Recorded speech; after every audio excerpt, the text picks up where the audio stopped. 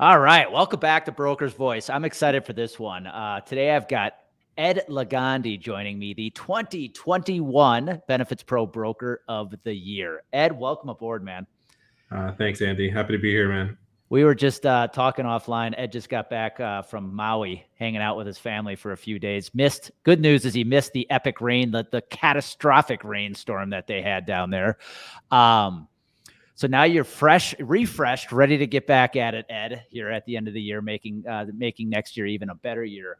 Let's start at the foundational level. You know, most of us did not get in this industry by design. I know I didn't. How did you find yourself in this industry we call health insurance? Well, that's that loaded question. I feel like a lot of us have probably a pretty similar answer for. Contrary to popular belief, I definitely didn't study insurance and land here. I studied economics, wanted to get into business. Playing soccer was kind of my dream in college, and kind of taking that further on and seeing kind of where that life takes me. But life had a different plan at that point in time. So I wanted to wear a suit and tie to work. I don't know what I wanted to do, but I knew I wanted to wear a suit and tie to work. I thought that was the pinnacle of being a businessman at the end of the day. And so I was fortunate enough to land a really nice internship with Northwestern Mutual. But what I didn't know is that I'd be selling life insurance during the downturn of not pandemic. I've been saying pandemic for so long, but the economy back in 2008 timeframe and things of that nature. So that was a bit difficult, but things that actually go really well. But chasing down my family and friends and asking for referrals all the time, it just wasn't my thing. And so I had a good friend at the time say, hey, before you leave this industry overall, why don't you check out the group side of things? And I said, hey, you know what? Why not take that leap of faith? Jumped onto the group side. Honestly, I felt pretty blind to it. I didn't really understand what the group side really meant. Took that leap of faith. I saw it as a way to, one, I got to work with a really good friend of mine. Two, I'm already licensed at the end of the day. And three, it's a great way to build some business-to-business sales experience so that I could ultimately land in medical sales. I had a really strong interest in getting into medical sales at the time. So that's how I landed. And here I are, 10, 12 years later. and I failed to say as well, you're the executive vice president of Nielsen Benefits Group, which is in Westlake Village, what mountain range is it just on the other side of from LA? What mountain range is that?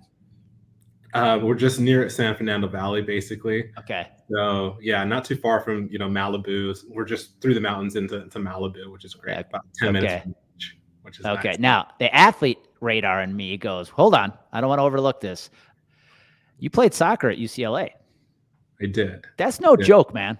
What was it like playing college soccer? That's a high level. That's Pac-12.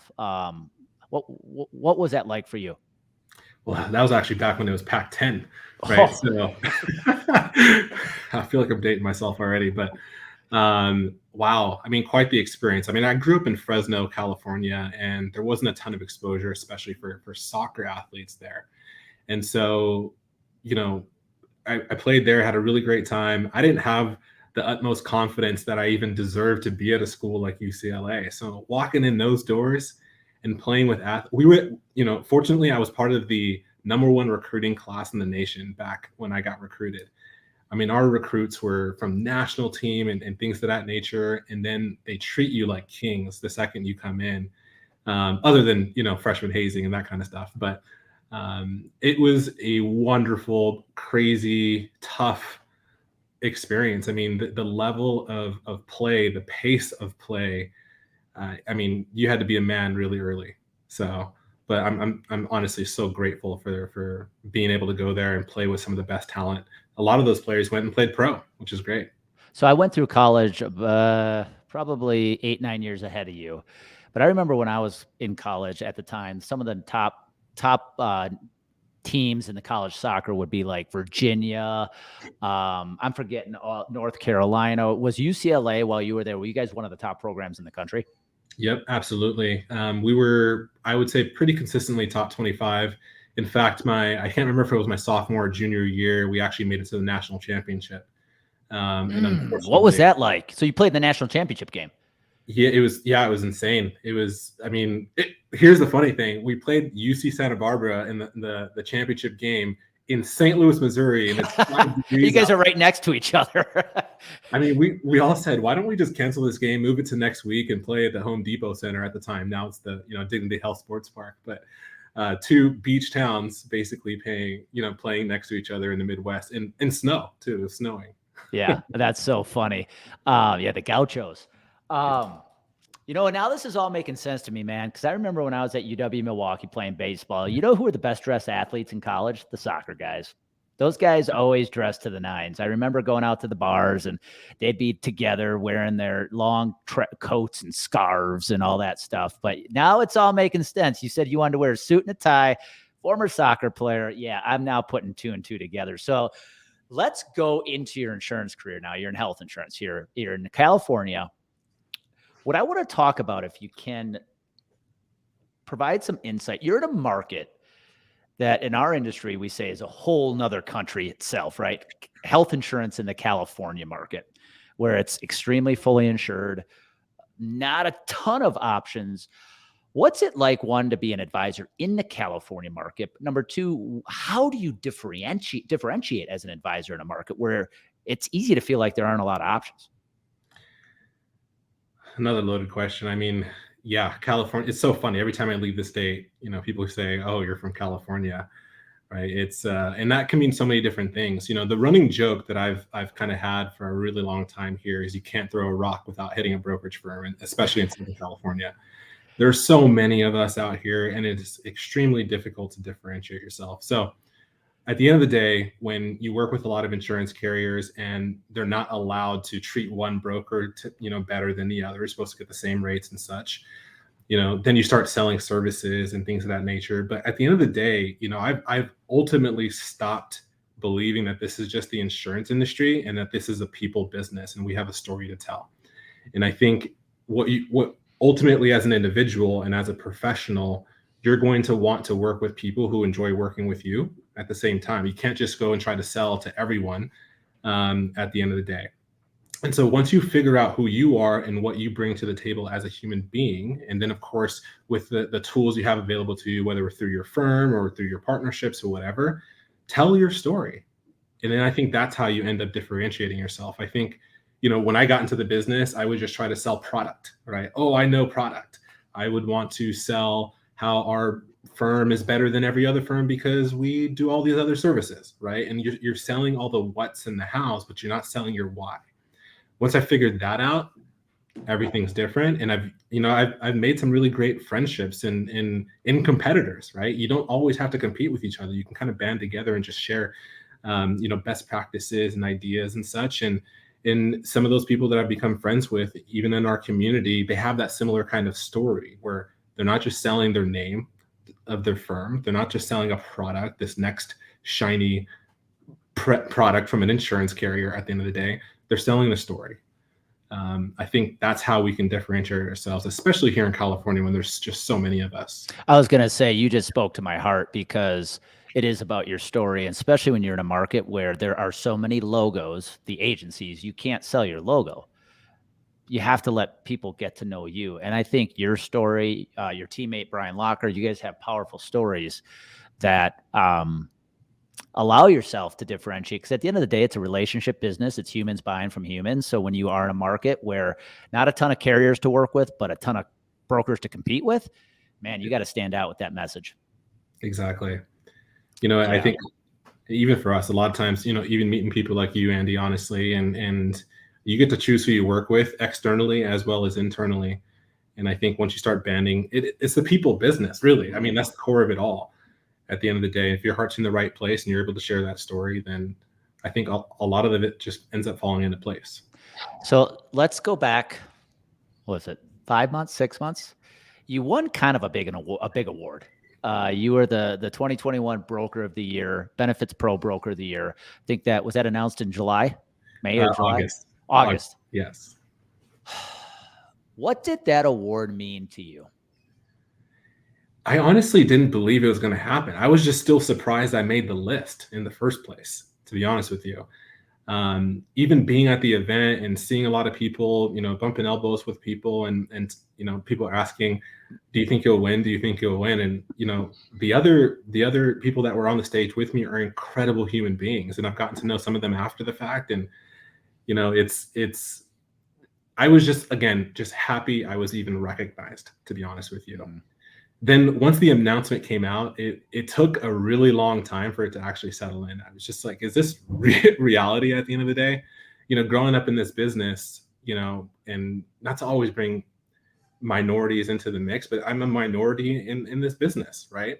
There's not a lot of people who look like me. So I never would have thought that I would have my face on a magazine as a broker of the year, let alone as a finalist. So I was in my own head thinking, hey, you should be happy you're even on the stage. You're even happy you're even considered for this. But if there's any way you can win this, or you can win this, then maybe someone else out there who's thinking the way you thought 6 months ago, or a year ago, or 5 years ago, has that inspiration to, take that next level, step in their career, or that leap of faith, if you will. Because there was a lot of times I was going through my career where I was afraid to make a change, or afraid to do things that I believed in, because I was just afraid, right? Just fear of failure, if you will. I let that failure kind of cloud a lot of the decisions I would have made earlier on in life. So yeah, I mean, honestly, that award, I think I'm going to cherish that for the rest of my professional career, to be honest with you. It feels awesome. I'm very humbled by it. And I really just want to share it with my community and with my teammates, because I don't think I would have gotten that award had it not been for my mentors and my teammates and the people that I work with. So. Well, I think it was a proud moment for the industry as a whole. You talked about being a minority and now on the cover of Insurance magazine. I think that can't go understated. When people think about insurance at large, they have an image of a gentleman who's white, probably in his late 50s. And the unfortunate reality is it's a reality. It's not a perception. It's a reality. Yeah. And so when you get that opportunity, you see the minorities in the industry that are doing great things. And I'm going to throw females in the category of minorities, because we don't have enough females, let alone with Hispanics and African Americans. It's a very proud moment for the industry, because what you guys like you, Kareem Cade, and other minorities out there in this industry that are really doing great things is you're letting other minorities know that it's possible. And I think that is an epic transition I hope our industry makes, especially if we're going to keep this thing perpetuating into the future. Now, let me ask you this. Now that you won the award, have you seen any impact on your business as a result of being named Broker of the Year? Well, now people know who Nielsen Benefits is. That's for sure. Talk about differentiating, right? Talk about differentiating. And you mentioned it a moment ago, where you kind of have a logo, and sometimes people recognize it. Like if you're a big Aon and you used to sponsor Manchester United, right? We're a smaller firm based out of, California, and a couple offices nationwide. So, people now know who Nielsen Benefits is. People now know my name, at the same time. I think I've seen it kind of change it a couple different ways. One, it's given me more credibility as a professional. So I actually still I don't even tell people that I am who, this person who won this award in our business. But when I connect with them on LinkedIn and they see it, it's instant credibility for me. So that's major, especially when I'm competing with some of these big boys out here. And fortunately, it's been able to help me land some new business in the last few months when I'm competing against some of those big, kind of organizations. So, oh, absolutely. Like you did, what you just called it is I would call it passive credibility. It's not that you're putting it in people's face, but when they come Google you, they look at your website, they look at your LinkedIn profile, which is your personal website, they see it. And you're tooting your horn without having to yell in their face. And that's what I love about it. In fact, when I get the invites or the promotions for the Ascend conference, guess who I get? It tells me who I get to hang out with. Ed Ligonde. You're now a superstar, man. No, it's all well received. Very well earned, my man. Let me ask you this. Okay. Broker of the Year, looking forward. Nielsen Benefits Group is now getting some attention, which is great. I see you guys on Instagram, so I love it because you guys are leveraging social media well. As you look forward, you know, people want to hear from the Broker of the Year. Where do you see our industry shifting as we move forward? Well, we were just talking about it a moment ago from a diversity perspective, right? And so one of the things I want to do is kind of practice what I preach. I believe in giving people opportunity that maybe they're not necessarily always, given that opportunity for. So I believe there should be more women in decisions of power. I believe there should be more people that look like me or other people of color in this business. But I also think that in order to get that talent, we need to look into different industries as well. And maybe, again, Michael Hill said this during our BenefitPro panel, where we had a story to tell. And I think by telling a story rather than just saying we work in insurance makes it more of a sexier conversation, if you will, right? Because you're speaking to the heart, you're speaking to the why. But secondly, I just believe that there's just so much that can be fixed in our healthcare system at the end of the day. I mean, this would be a 3-day full conversation about all the different things that are broken, from whether the way hospital systems are getting paid, and how health insurance is being purchased, and things of that nature. But education to me is key, and that's something that I've just been pretty passionate about, and something I need to focus on even better myself, from with our clients. But also, I believe us as advisors have the responsibility, technically, not even just the opportunity, but responsibility to make sure that the clients within our clients, right, the ultimate client at the end of the day is each member and their family. Make sure they understand everything about their plan as best as possible to make them the best savvy consumers at the end of the day. And then, of course, we have the opportunity to work with the employer to change the way they purchase their healthcare, and give them the transparency to do so. So I just think that there needs to be more transparency and more. It's not a set it and forget it system. It shouldn't be. Well, and it goes back to, what you kind of talked about when people talk about what they do. I help agencies and advisors with their elevator pitches, right? And too often people say, what do you do? Well, I'm a benefit advisor. That's underselling what you do. We have a very important job in this country. If you think about the problem we solve and the result we create for not only companies, but the consumers, the employees that work at those companies, what we do can prevent an employee from going into bankruptcy. That's a big time jobs. When people ask you what you do, I'm an advisor, I'm a health insurance broker, you're underselling what you do. So last question for you, Ed, and I'll let you go. There's a young advisor listening into this, and they're looking at you, and here you are, fresh off the Broker of the Year. They're young, fresh, but maybe a little frustrated because the career hasn't started off the way they wanted it to. Let's face it, they don't get a lot of training in this industry. What advice would you give that young advisor? A few different things. One, find a mentor. I just think if you can, that's like the roadmap right there. Is that someone's already paved the way, and if you can kind of figure out a way to follow in their footsteps to a degree, then your failures can be reduced. But speaking about the word failure, it has a negative connotation to it, but it really shouldn't at the end of the day. And I'm still learning this, and I think I'll be learning this for the rest of my life.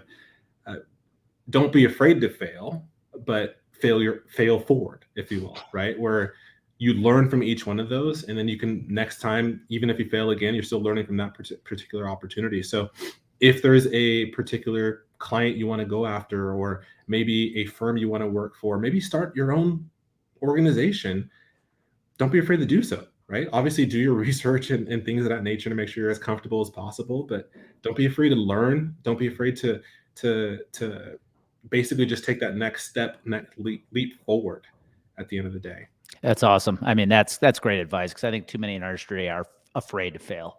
I know I was at one time. And so, yeah, man, fail fast, fail forward, learn from it, and continue growing. So that advisor who now is ramped up, they're like, thank you, Ed. What is the best way for advisors that want to get a hold of you, maybe ask you, maybe make you their mentor? What's the best way to get in touch with you? LinkedIn is pretty easy for me. I try to keep up with that at least, a few times a week. So you can definitely find me on LinkedIn.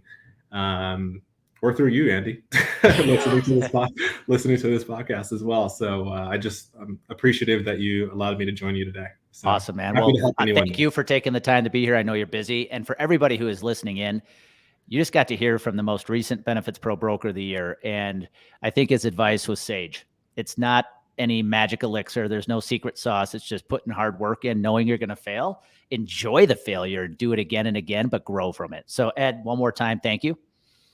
Thank you. Appreciate it. Everybody else that's listening in, you know what happens when you get the clarity, you mix it with confidence, massive action happens. So go make that action happen today.